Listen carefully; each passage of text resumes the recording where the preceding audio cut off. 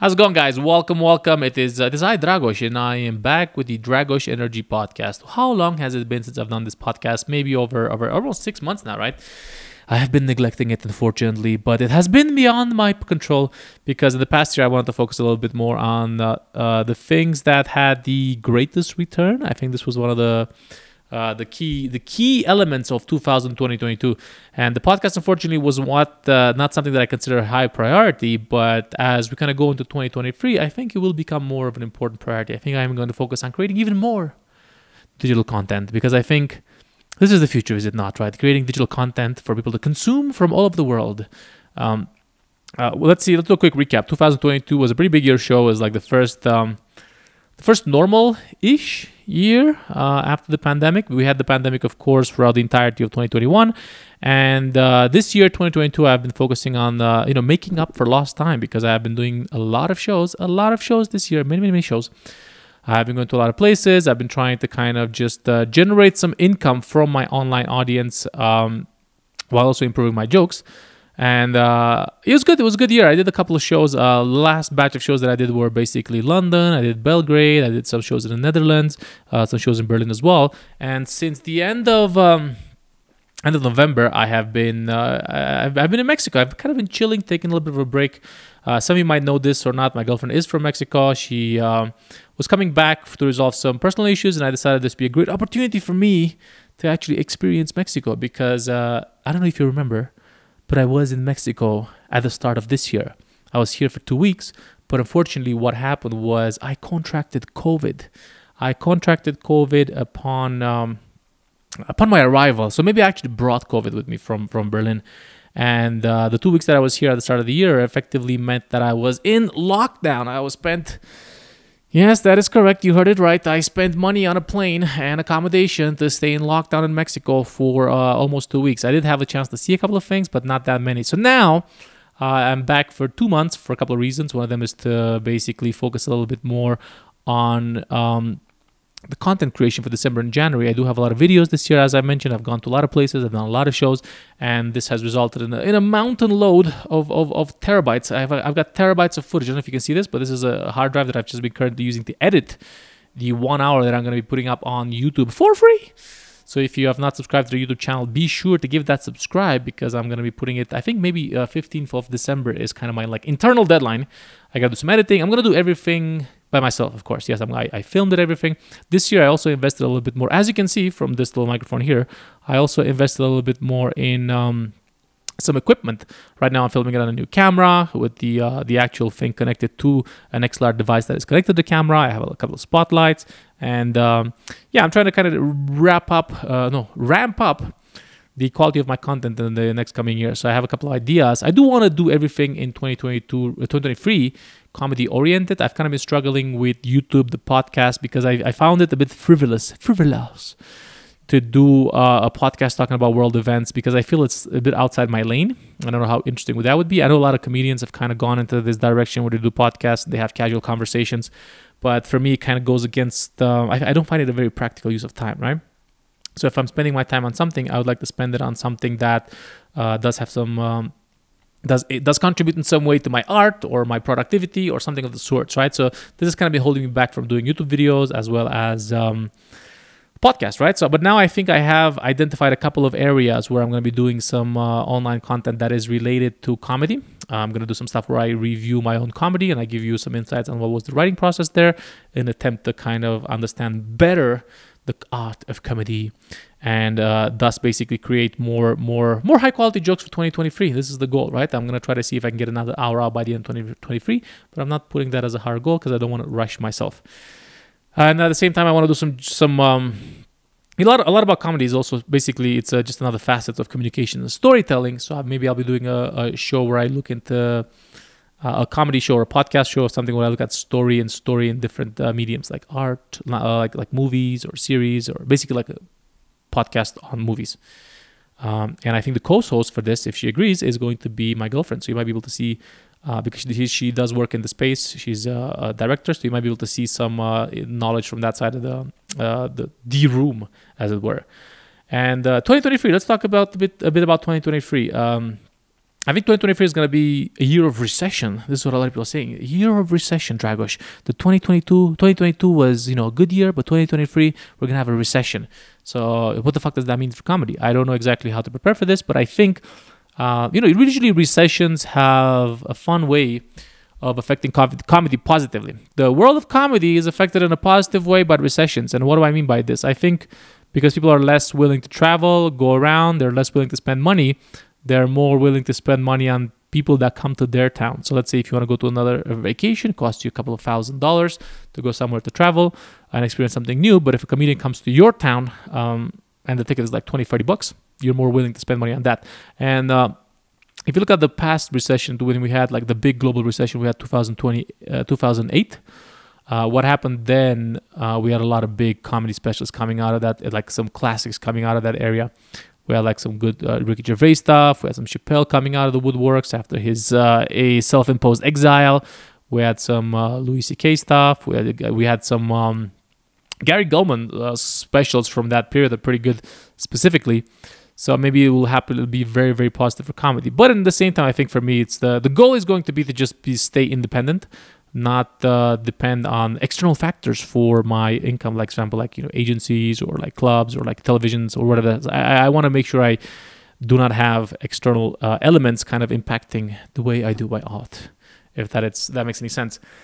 So that's kind of one of the goals I have for 2023. I have not yet set them up on a list to see what what it actually looks like, but.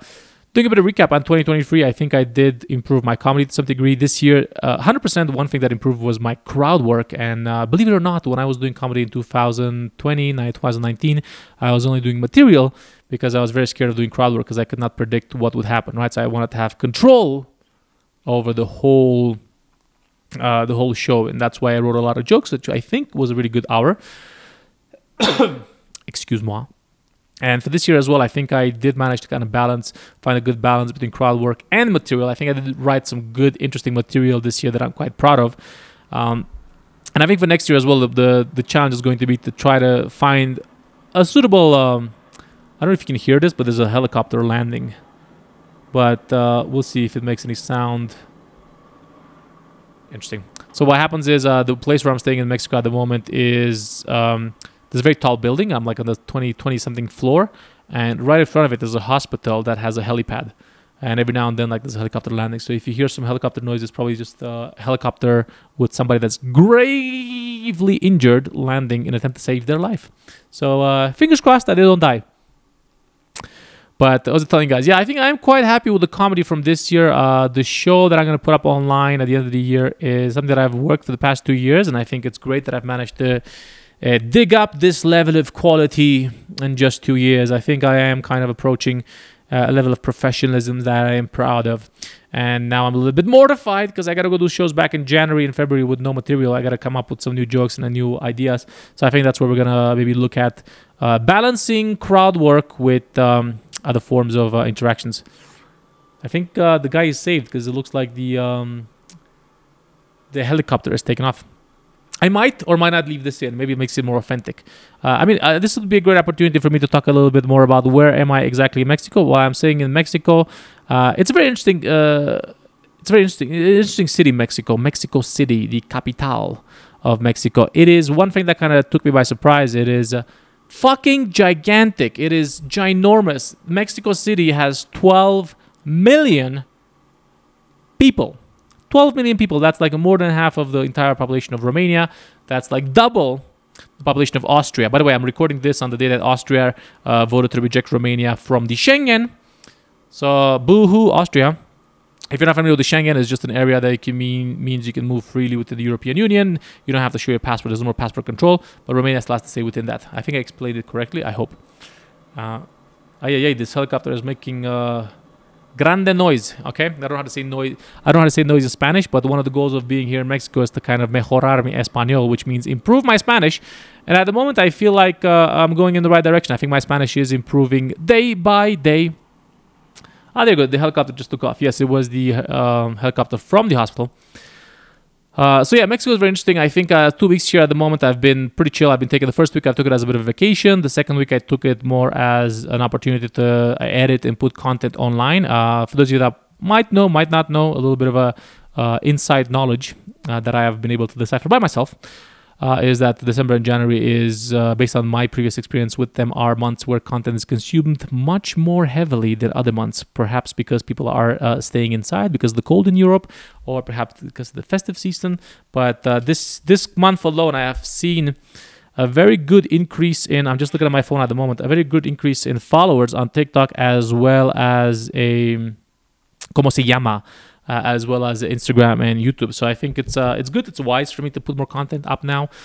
But at the same time, I'm trying to do some writing. I have kind of been a bit lazy, not lazy, maybe procrastinating. It is part of the writing process, procrastination.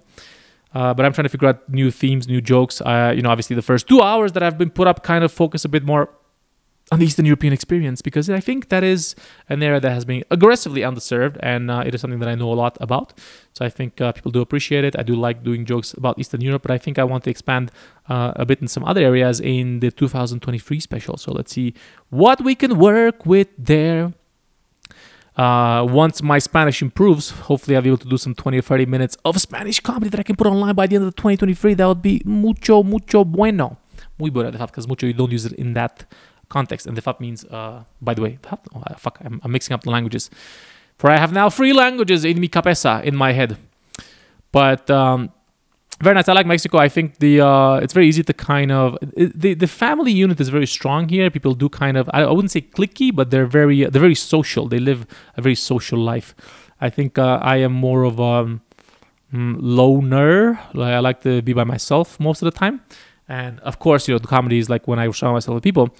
But there is definitely some cultural differences here. But I do feel like people are easy to communicate with. I think my language is, like, I like being here and being forced to communicate in Spanish. It's kind of unlocking my hidden potential de hablar español. So it might be interesting to see how I can actually integrate some of the aspects of doing comedy in Spanish. Because, for example, if I'm going to do comedy in Spanish with limited vocabulary, I think I'm going to be forced to use more facial expressions and physical movimientos. So I feel that if I can bring some of those elements that I use for Spanish comedy into my English comedy, I would get a bit of an upper hand on all these plebs. There's no competition, there's no plebs. But I think I would be better position to level up my comedy in English, I think. And I have even been thinking about doing some comedy in Romanian, but I don't know exactly if I have the time or if it is worth it kind of doing it. It's kind of like at the back of my brain at the moment, but let's see. More about Mexico City. Well, I've been eating a lot of delicious food. I think some of the food here, fried tacos, is pretty greasy. But we haven't quite delved into the deep depths of Mexican cuisine. I think it's going to be on the list for the next couple of weeks. Things are going to slow down a bit more in the next 2 weeks. So I think we're going to gain the opportunity to kind of jump in and experience true Mexican comida, which is food. I have a streak on Duolingo of 120 days, which is killing it. I am killing the Duolingo game, baby. So it has helped me improve my vocabulary. I will try to take a couple more photos and videos of Mexico and its splendor and my experience with it. But let's see how kind of things evolve at the moment. I think it's interesting, the place. Like, one thing that has kind of taken me by surprise is like, the prices are like very Berlin-like.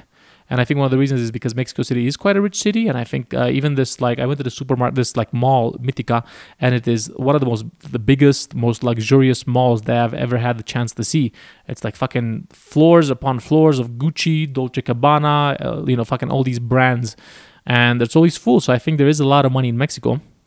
I think, Mexico is one of those countries where you kind of, on a day-to-day, like on the street, you see the difference between the rich and the poor, right? And one thing that really shocks you is also that there's a bit of an ethnic difference between the rich and the poor as well, because it seems like all the rich people are kind of like white and more indigenous for the ones with less wealth. So it's very, it's a country of contrasts, I could say. It's a very big country of contrasts. But it does seem that there's a lot of money in Mexico City. And I mean, like, a lot more than, I think Mexico 100% is a much richer country than Romania. I can guarantee you. It's massive. It's a lot of people, and there's a lot of wealth here. The highways are fucking intricate. It's so close to the US as well, and I feel like Latin America is gonna have a very big, important role in on the world stage in the next 20 to 50 years, because we've watched a couple of movies recently. We went to the cinema, watched a couple of movies. Some of those movies have been watch Wakanda Forever. What's up? Watch The Menu. Anya Taylor-Joy.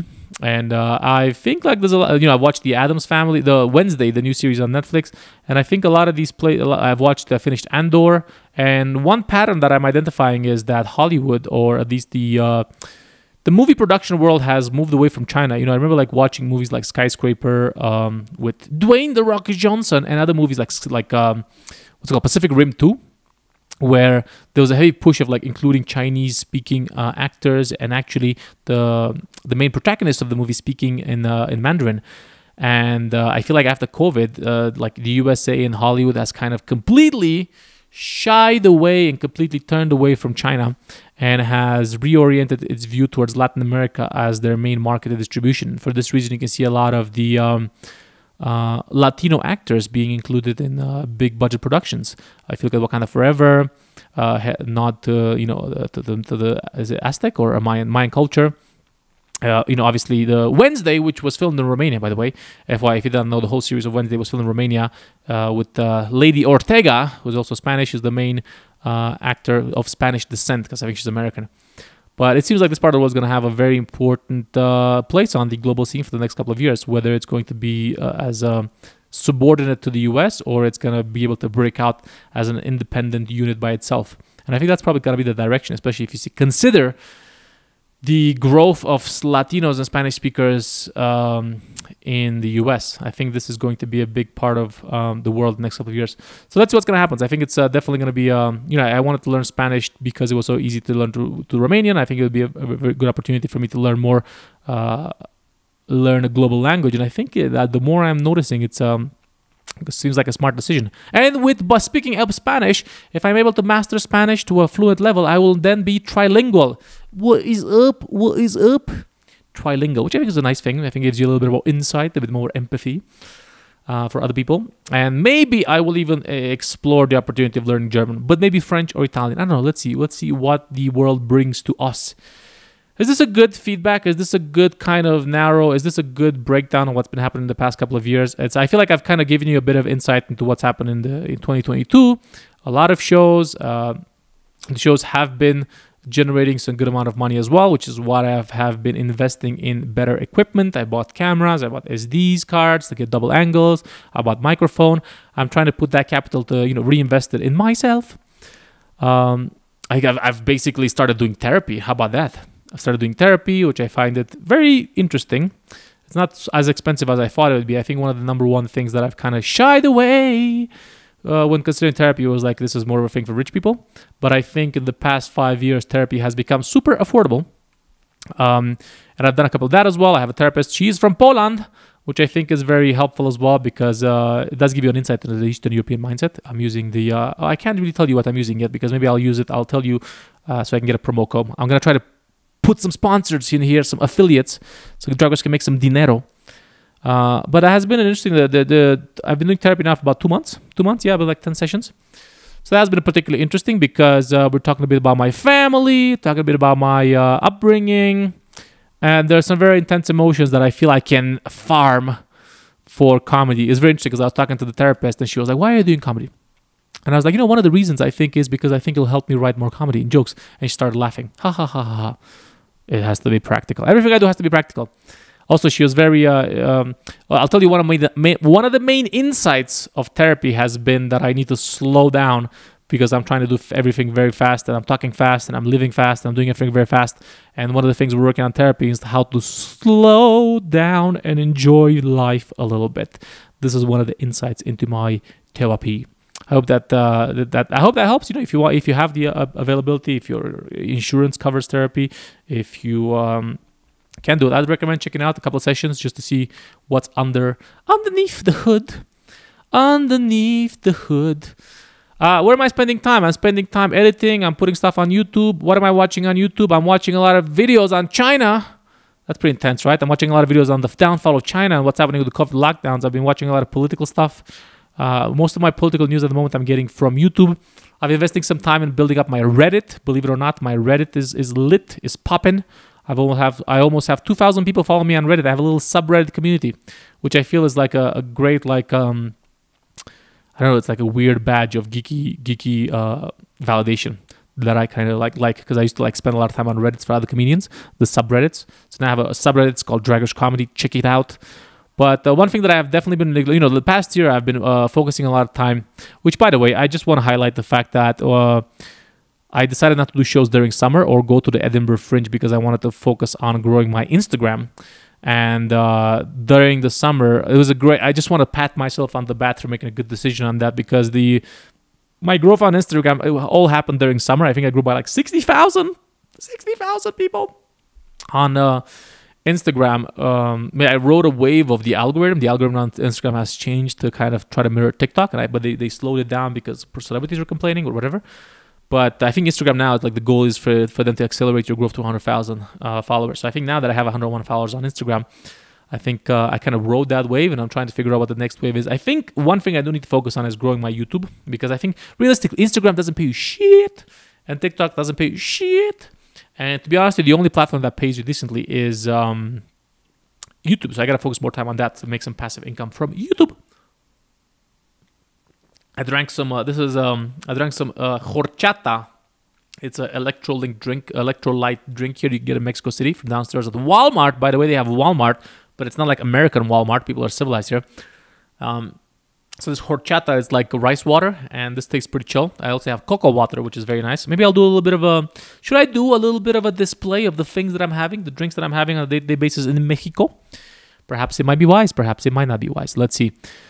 What was I talking about? I kind of lost my train of thought. But effectively what I was saying is that I have been focusing on the social media platforms, the aspects, growth. It is much easier to basically sell tickets if people know who the fuck you are. So I think that's what I'm trying to do for next year. I'm trying to figure out what is the next step. Maybe next step is going on a streaming platform or like just growing my audience online. Just like these numbers. I'm trying to set up some goals that are like achievable. So maybe one of the goals is going to be to get the TikTok to 1 million, which by the way at the moment is close to 600,000, which crazy number. And try to get the YouTube to 100,000 as well. I think if I get the YouTube to 100,000 followers, I'll be able to make like €1,000 from ads a month, which would be great because that would solve a lot of, cover my rent basically in Berlin. Which, by the way, I need to move out to a new place in Berlin. I think at this moment I'm making enough money to be able to move out from cohabitating with my German housemate. But we will see exactly how that looks like in the next year because finding an apartment in Berlin is still pretty loco like the coco. I'm not sick. I'm just speaking so much and so fast that my boca is tired. Okay, tired. All right. Well, I guess cansada, as they say in Espanol. Mi boca está cansada. Is that how you say it? But I might be doing some streams with me learning Spanish. I think that's going to be an interesting thing to see as well. Just a couple of things. I'm exploring more digital ways of being digitally present. Yes. I'm going to get a studio in Berlin. How about that? I'm going to figure out a way how to set up a studio in Berlin. But I think this is it, guys. This is it. This is the end of the podcast. The podcast is going to come back now. It's going to be a weekly podcast. I don't know what the fuck I'm going to talk about, but we were going to figure out something. This is the goal. This is the goal for 2023. Have a weekly podcast. Even if it's like the camera, no camera, we're going to figure something out. Cabrons. All right. Well, thank you a lot. Thanks a lot for coming out here. If you guys did enjoy it, subscribe, like. If you're hearing this on Spotify, just follow on Spotify. If you hear this on Apple Music or like on Amazon Podcasts, put a nice word in there for me. Put like a review or something. And look forward to doing more content. But thank you very much for tuning in and see you guys next time. Bye-bye.